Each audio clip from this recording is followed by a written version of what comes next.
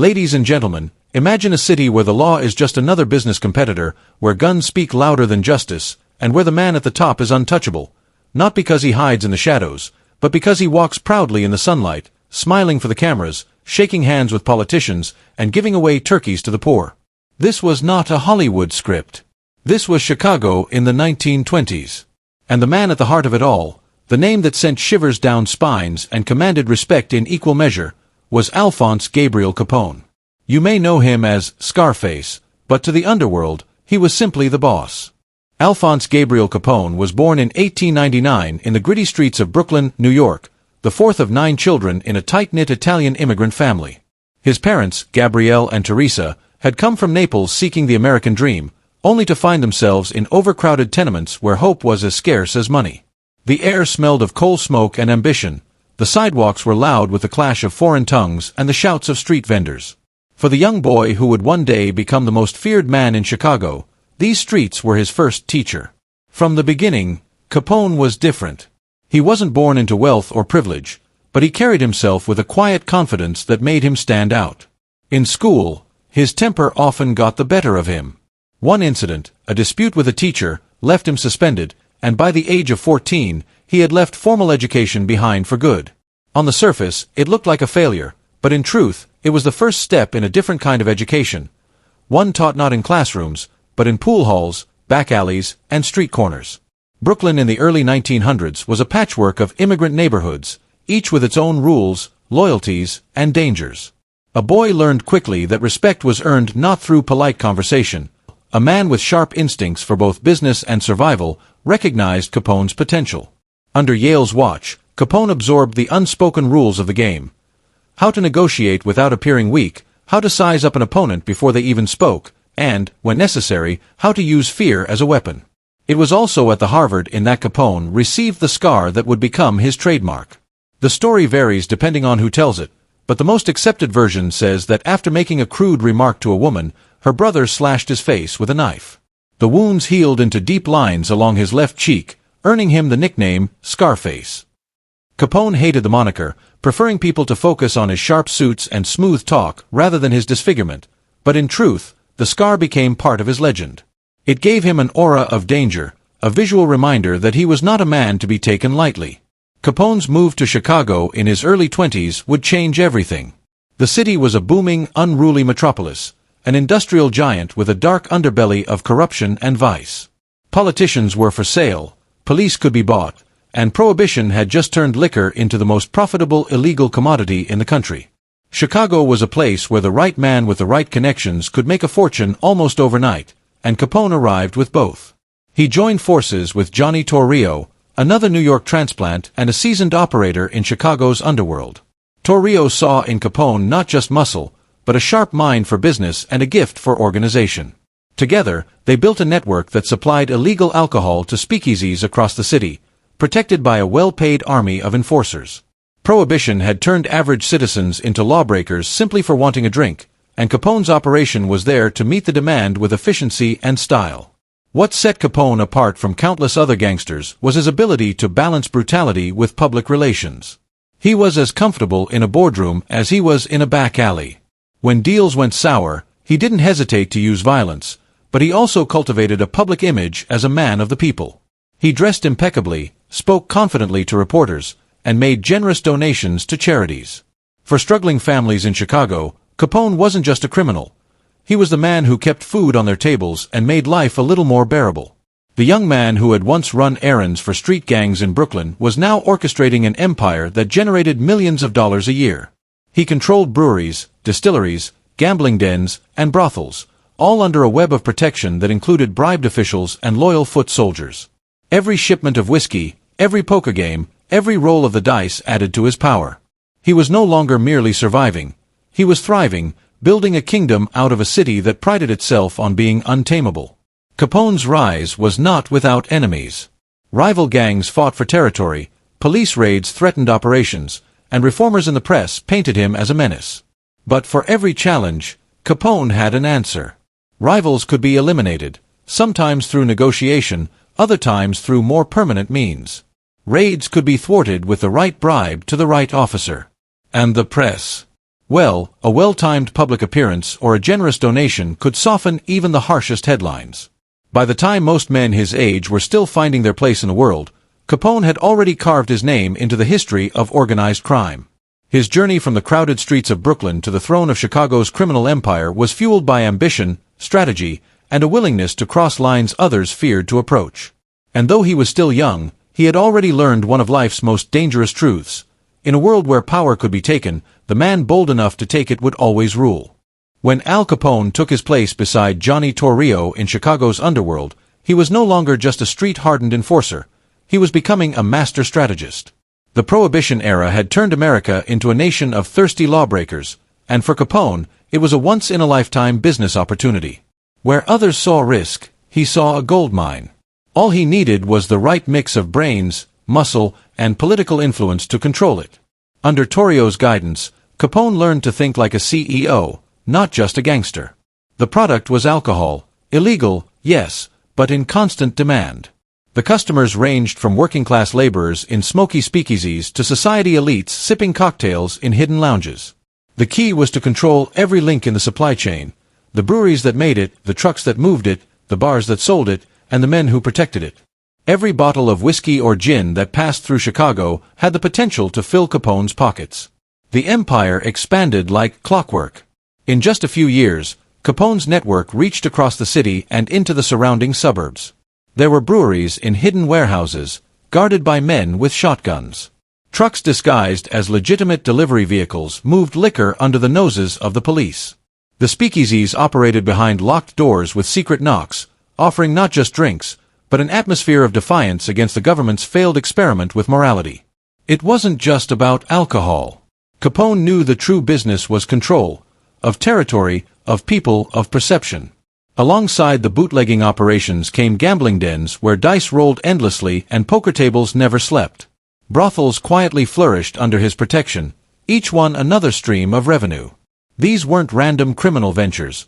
They were pieces of a single, well-structured machine.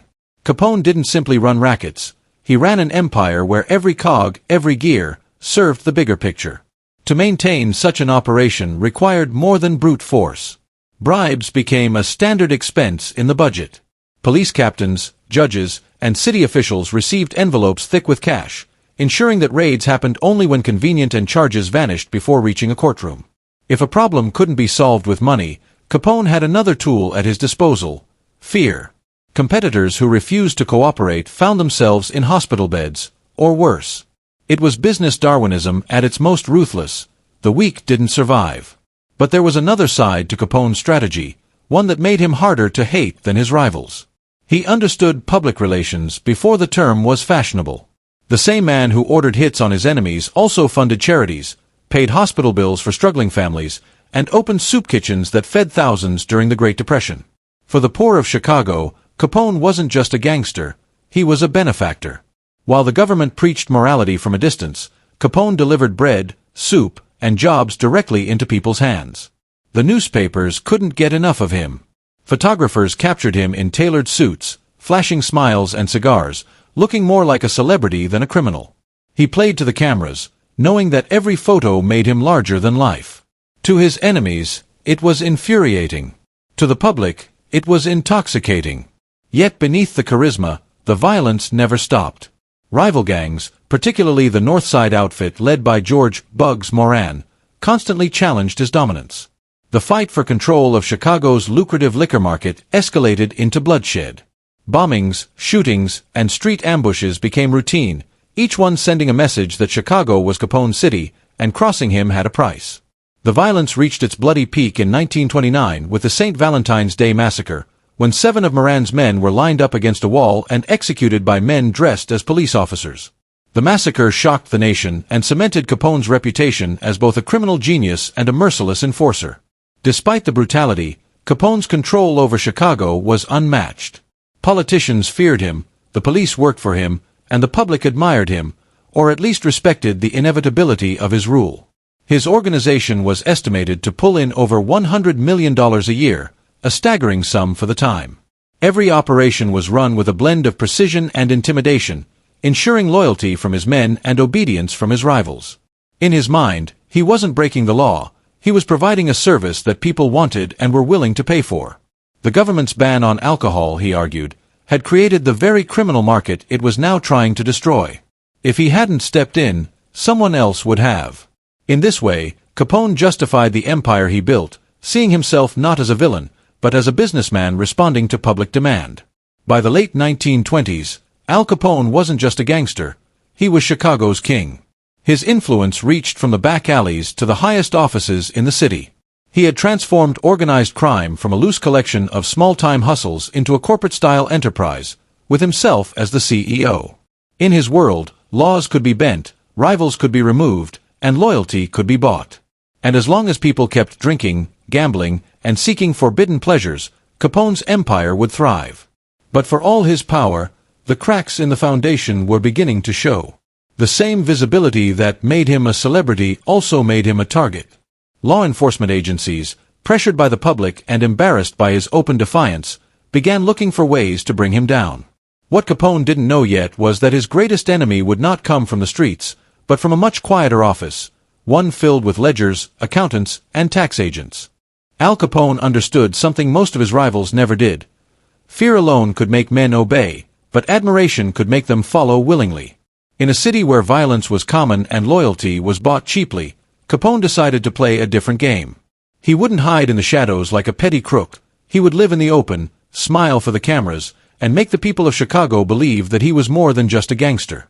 It started with his appearance. Capone dressed like a man who had already won the game of life. Custom-tailored suits, silk ties, diamond tie pins, and polished shoes that gleamed under the streetlights. He carried himself with an easy confidence, as if the law, rival gangs, and even the press were minor inconveniences in a life otherwise charmed. He wasn't the snarling hoodlum people expected. He was smooth, articulate, and charming. Reporters loved him because he gave them quotes that dripped with wit and arrogance. "I'm just a businessman," he once said, "giving the people what they want." But image alone wouldn't win the city. Capone knew he needed the people to feel he was on their side, so he began investing in what looked like generosity. During the harsh winters of the Great Depression, he funded soup kitchens that served thousands of meals to hungry families. Men out of work lined up for hot soup and bread, and when they ate, they knew whose money had paid for it. Capone's name traveled through the streets not just as a gangster, but as a benefactor who cared for the common man when the government seemed distant and cold. His charity was strategic, a form of social armor. By giving to the poor, he bought goodwill. By helping families in need, he created a quiet army of citizens who would never turn against him. If the police came knocking for witnesses, those witnesses suddenly forgot what they had seen. If the newspapers attacked him, they did so knowing many of their readers saw Capone as a hero in a tailored suit. This dual identity, part ruthless crime boss, part Robin Hood, was something he cultivated with precision. He made sure the public saw the polished, generous Capone, while his enemies felt the steel of the other side. When rivals were gunned down in broad daylight, the newspapers could speculate, but Capone would be photographed the next day smiling with children at a charity event. It was an optical illusion of morality. The same hands that shook yours might also pull the trigger, but you'd never see it. Capone also mastered the art of accessibility. He didn't hide in remote mansions or fortified compounds. He lived in Chicago, in a lavish suite at the Lexington Hotel, where people could see him coming and going. He dined in public restaurants, attended boxing matches, and showed up at horse races. This visibility made him seem untouchable. After all, how dangerous could a man be if he was sitting right there, enjoying a plate of spaghetti in the same room as you? The press, despite knowing his darker side, couldn't resist covering him. He was a walking headline, a man whose life blurred the line between villain and celebrity. Every time they printed his picture, his legend grew. He fed them stories, gave them interviews, and occasionally even staged moments that he knew would end up in the papers. The more they wrote, the more the people talked, and the more invincible he seemed. But this image-making wasn't just about vanity, it was a shield. In the courtroom of public opinion, Capone was always 2 steps ahead of the law. Prosecutors could paint him as a dangerous criminal, but jurors, ordinary citizens, were often reluctant to condemn a man who had helped their neighborhood or fed their neighbors. His generosity blurred the moral lines in people's minds. Could a man truly be evil if he gave food to the hungry? Capone's control over his image also extended into intimidation without violence. If a journalist wrote too harshly about him, a quiet visit from one of his men might follow, not with threats, but with an invitation to see one of his charity projects up close. The message was subtle: remember the good I do. For many, it was easier to focus on the smiling benefactor than the blood-stained enforcer. The truth, of course, was that his kindness was a calculated business expense. Every meal served in a soup kitchen, every hospital bill paid for a sick child, was an investment in loyalty. It was protection money paid in goodwill instead of cash. And like all investments, it yielded returns. Witnesses forgot, juries hesitated, and the public cheered when he walked into a room. By the late 1920s, Al Capone had achieved something almost no other gangster could claim. He was loved and feared at the same time. The people who benefited from his generosity saw him as a man of the people, while those who crossed him knew him as the man who could end their lives without a second thought. This was his greatest talent, making both identities believable. And yet, in crafting this larger-than-life persona, Capone had also drawn more eyes to himself than ever before. Law enforcement agencies, embarrassed by his swaggering defiance, began working relentlessly to break the image and expose the man behind it. But for a time, Capone's public mask held firm. In the minds of many, he wasn't just a gangster. He was Chicago's own outlaw prince, a man who broke the law but played by a code the people understood. By the end of the 1920s, Al Capone seemed untouchable. His grip on Chicago was absolute, his name a symbol of both fear and admiration. Politicians dined with him, policemen took his envelopes, and the press couldn't stop printing his face. But power, no matter how absolute it seems, always comes with cracks. Cracks that grow, silently, until the entire structure begins to collapse. For Capone, those cracks began in places he could not bribe, threaten, or charm. Public sentiment was shifting. The St. Valentine's Day Massacre in 1929 had stained his public image in blood. 7 men gunned down in a North Side garage, their bodies crumpled against a brick wall, had shocked even those who had once turned a blind eye to his violence. Though Capone was never formally tied to the killings, everyone knew whose shadow loomed over the scene. The newspapers printed the gruesome photographs, and for the first time, the Robin Hood illusion began to falter. The federal government, long embarrassed by Capone's open defiance, finally saw its chance. Trying to catch him for murder or racketeering had failed, witnesses disappeared, evidence evaporated, and juries could be bought. But the law had another tool, one so mundane it was almost laughable: the United States tax code. The man who had outmaneuvered gang wars, dodged assassination attempts, and controlled a city with bribes and bullets was now in the sights of accountants and bookkeepers. It started quietly. In Washington, the Treasury Department's Special Intelligence Unit, the so-called T-Men, was tasked with building a case. Their weapon was the simplest of questions. If Capone was the rich man everyone knew him to be, where were his tax returns? The answer, of course, was nowhere. His income came from illegal enterprises, and for years he'd assumed the government could never touch him for money he wasn't supposed to be making in the first place. But tax evasion was a crime the law could pursue without proving the source of the income. While federal agents gathered ledgers, receipts, and testimony from former associates, Capone continued to live as if nothing had changed. He still occupied his lavish suite at the Lexington Hotel, still wore his tailored suits, still played the role of Chicago's charming king. But the investigation tightened around him like an invisible noose. Former employees, eager to save themselves, whispered details about his profits. Bank records were unearthed. Even small purchases, when linked together, painted a picture of a man spending far more than he could legally explain. In 1931, the hammer finally fell. Federal prosecutors indicted Capone on multiple counts of tax evasion, covering several years of unpaid income taxes. On paper, it seemed absurd, a man responsible for murders, bootlegging empires, and political corruption being dragged into court over bookkeeping. But in reality, it was the perfect strategy. This was a charge that didn't require frightened witnesses or shaky alibis. The evidence was numbers in black and white, and numbers, unlike people, could not be intimidated. Capone, confident in his history of beating charges, initially brushed off the case. He even tried to strike a deal, offering to plead guilty in exchange for a light sentence. But the judge refused, determined to make an example of him. Suddenly, the trial was no longer a minor inconvenience. It was a battle for his empire and his freedom. The courtroom was a circus. Reporters crowded the benches, Sketch artists captured every flicker of expression on Capone's face, and the public lined up to watch the mighty Scarface stand before the law. The prosecution painted him as a parasite who had lived like a king while the average citizen struggled. The defense tried to downplay his wealth and cast doubt on the figures, but the paper trail was damning.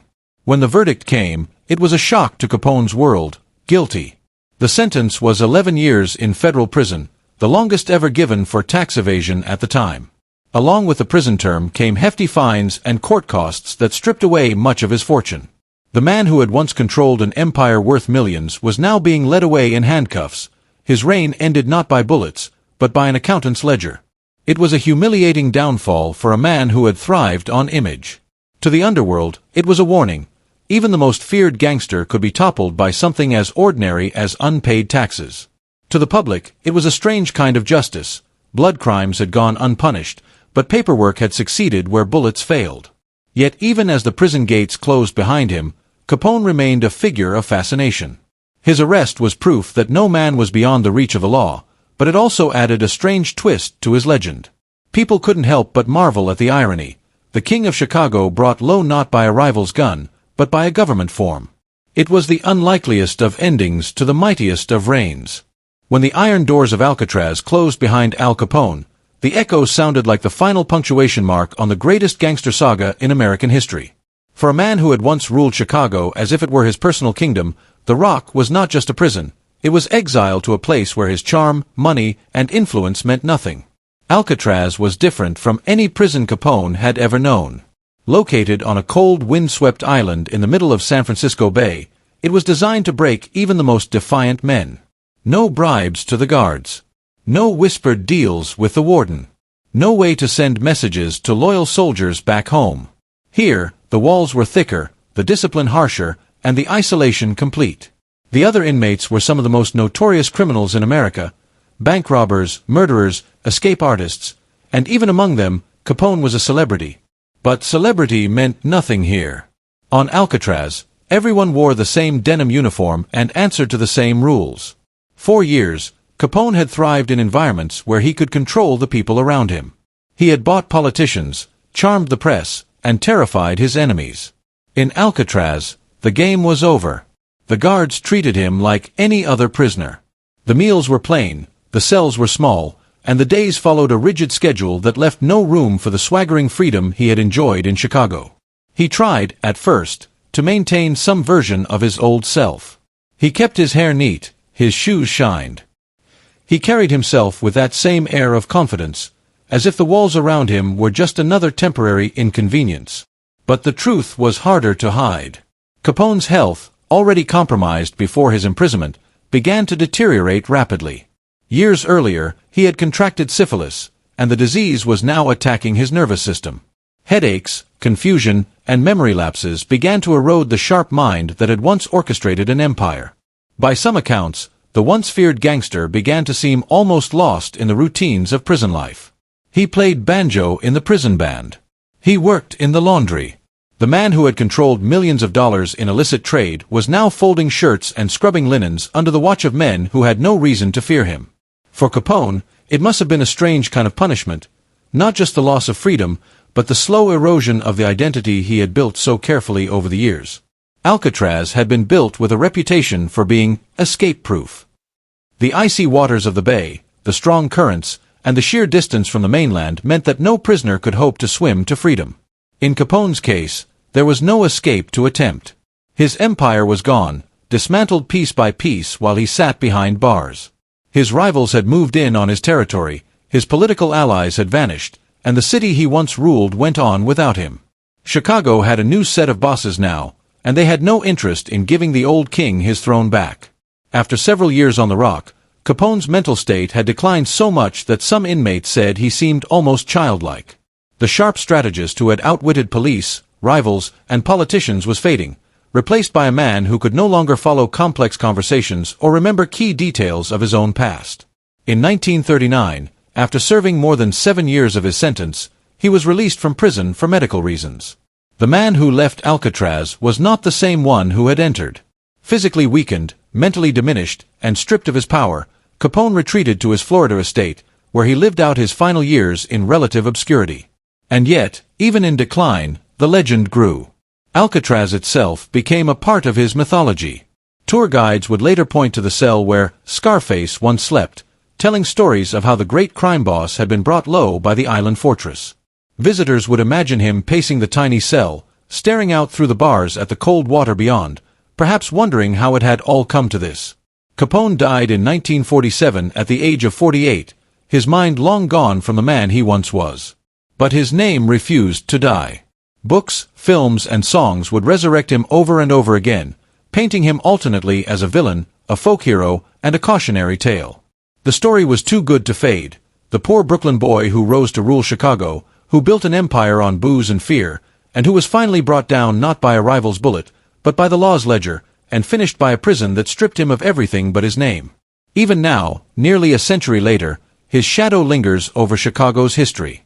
His face, scar and all, still appears on posters, documentaries, and tourist souvenirs. Alcatraz, once a place meant to erase him, ended up preserving him in the public imagination. Visitors still ask about him, still walk past his cell with a shiver, still picture the man who once seemed untouchable sitting alone on a metal cot, hearing the wind howl through the cracks of the most famous prison in America. Al Capone had built his life on control, of people, of business, of perception. In Alcatraz, all of that was taken from him. And yet, in losing everything, he gained something strange and permanent, a myth that would outlive him, locked forever in the same walls that once held the man himself. In the end, Al Capone's life was a paradox, built on violence yet wrapped in generosity, steeped in crime yet polished with charm. He rose from the crowded streets of Brooklyn to become the ruler of Chicago's underworld, mastering both the gun and the handshake. For a time, it seemed he could bend an entire city to his will, feeding the hungry with one hand while striking down his enemies with the other. But power has a way of slipping through even the strongest fingers. The man who outwitted gang wars and bribed entire police forces was undone by a tax form, caged on an island built to erase him, and reduced by illness to a shadow of himself. His empire vanished, but his legend, strange, dangerous, and magnetic, never did.